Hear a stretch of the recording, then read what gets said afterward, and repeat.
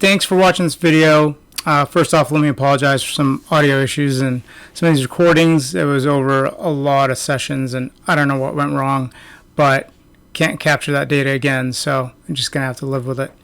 So what we're doing is we're comparing video rendering on various platforms and whether or not we've seen a lot of improvement over those platforms. So we'll have to see what the results are, including AMD's modern offerings. So now we're starting off with the 4930K, which we're running on an Asus Sabertooth. Everything else is left pretty much constant. The SSDs, the amount of RAM, etc. That we're operating out of. So we're running this on an X79 Asus motherboard using an Intel 6-core 12-thread 4930K, which is an older generation of a 6-core 12-thread, released back in 2013, it says. That's quite a ways back. It's a good multi-core processor, but not the greatest in single-core. Alright, so now we're going to see how long it takes to output a 16-minute file and what it does for CPU and GPU usage. First, we're going to try with the Intel HEVC render ability. Actually, we're going to try the 60 frames per second 4K output here using just the processor. So there's an AMD VCE, which is a video codec encoder, and that would be using the GPU. This one we're just going to use the processor. See how long it takes to output just with the processor. Alright, so now that our render has stabilized, we know what the total render time is going to be. Just to put out 16 minutes of video is going to take 2 hours and 30 minutes. 2.5 hours exactly. That's a long time just for using 6 processor cores. Now, mind you, this hexa-core does not have an internal GPU. And Intel's really made a breakthrough with iGPU rendering, just like we'll see with GPU rendering here in a second. But 2.5 hours just on 6 straight cores, quad channel RAM. It's going to take a long time, so we're going to cancel this out because we're not going to wait 2.5 hours to do a render. So on our first result on the 4930K straight threads, it's 115 minutes. Now we're going to try a render using one of AMD's codecs. 4K, same 4K, 60 frames per second. See how long it takes. So now that our render time has stabilized, we know what the total render time is going to be. Using just the RX 580 GPU, it's going to take about a total of 39 minutes to output the same 16-minute file. And if you can see here, it's using 100% of the GPU. And before you tell yourself, I don't need a strong processor, it's using 61% processor on a hexa-core. So that's helping out a little bit with what it needs to do to be able to put out this render. And so in this scenario, using GPU render, you could still actually do the output render and use the computer for other tasks like surfing the web.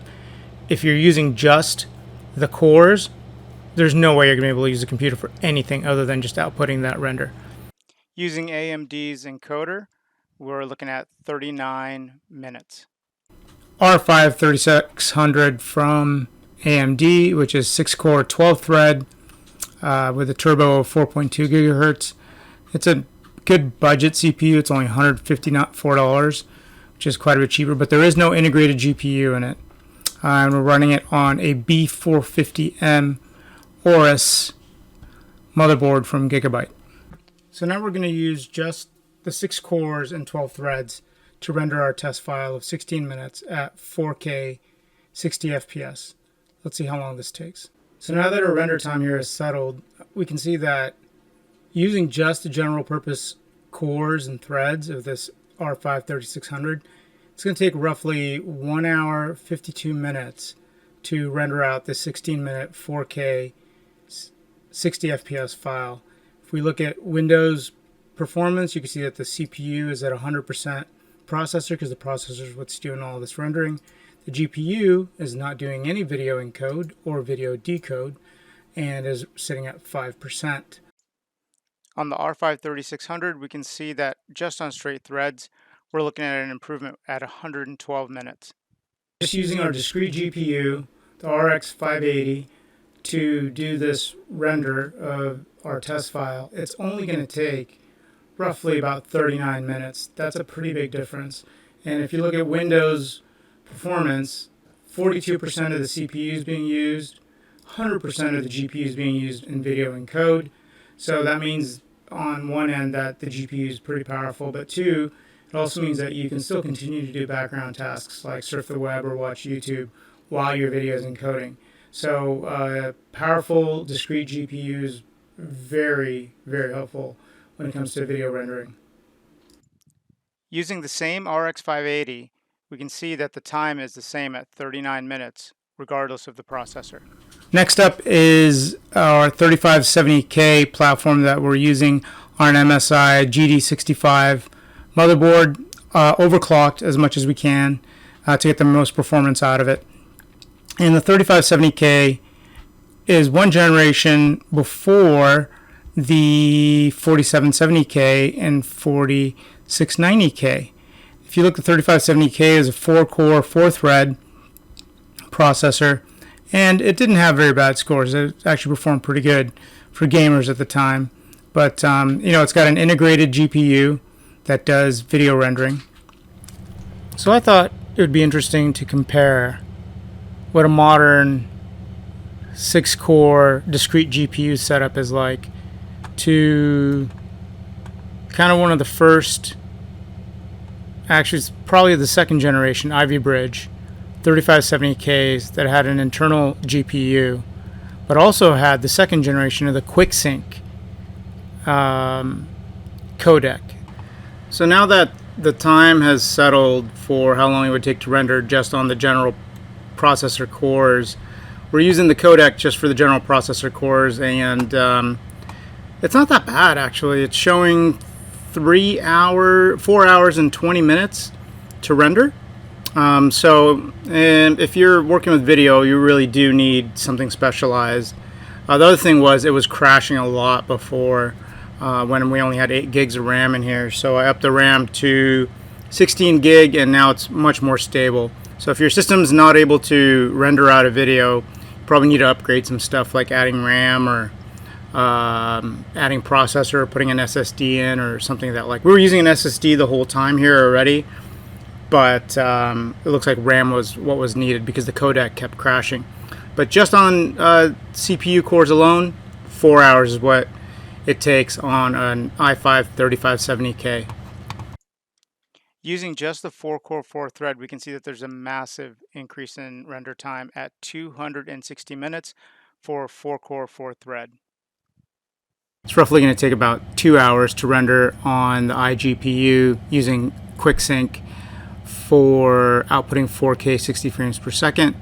So that's kind of the benchmark on an older processor like a 35, but it could still do it. It could still output render straight from the processor without a discrete GPU, which is impressive. Using the iGPU and Intel's Quicksync is not massively fast, but at 120 minutes is a significant improvement over just straight cores. Next up, we are testing a 4690K processor released in 2014, 4-core, 4-thread again, but overclocked, running about 4.8 gigahertz, much higher clock speeds. And these are the basic benches for it. We're running it on an Asus Z87A motherboard, which is a very good overclocking board if you ever want to go back and test out some old socket 1150 overclocking. This was a great board. A little thin, but it overclocks very well. So now we're on an i5 4-core 4-thread 4690K, and we're going to see what it's like to do an output render of our 16-minute test file in 4K on just the pure threads on the processor. Let's see how long it takes. An amazing 4 hours, 17 minutes to render just a 16-minute file using just the general purpose cores and threads on this 4690K. Now we're not going to wait around that long for that. So let's see how long it takes it when it runs it just on the GPU. And For reference, you can see that the CPU is at 100%. The GPU, which is an internal GPU, is at 84%. And let's see, is it doing any video decode? Nope. 3D copy processing? Nope. It's not using a whole lot of that. It's doing some 3D work, but 4 hours, 17 minutes. That's a very long time. At 257 minutes of render time on a 4-core 4-thread on the next generation is not a big improvement of 3 minutes. Now we're going to see how long it takes using Intel Quicksync, using the dedicated GPU like an ASIC for video output or video rendering. And we'll see how long that takes.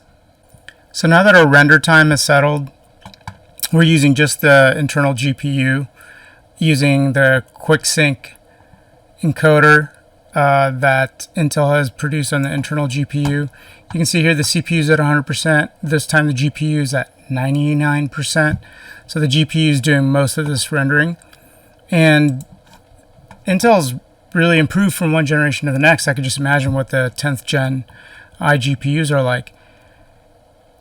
40, let's call it 15 minutes to do an output render of this 16-minute 4K 60 frame file that was going to take almost 4 hours just on the general purpose threads. Although from one generation to the next, there's not a large improvement in render times on our test file from one generation CPU at the 3570K to the 4690K of a 3-minute improvement. You can see that using Intel's Quicksync for rendering video from one generation to the next is a significant improvement. We went from being able to render at 120 minutes to 50 minutes.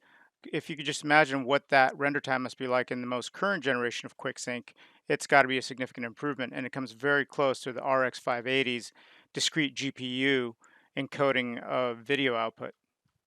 So, I mean, if I were in the business of working on videos, I would still continue to buy Intel, especially Intel with an internal GPU, because it just gives you one extra encoder to test out an output.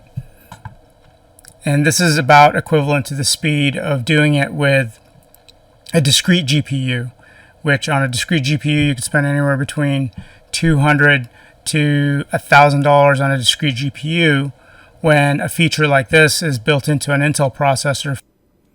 So in conclusion, you got to keep buying CPUs with an internal GPU if you're going to edit video. So at this point, until AMD's APUs come out, you're probably going to need to continue to buy Intel if you're editing video.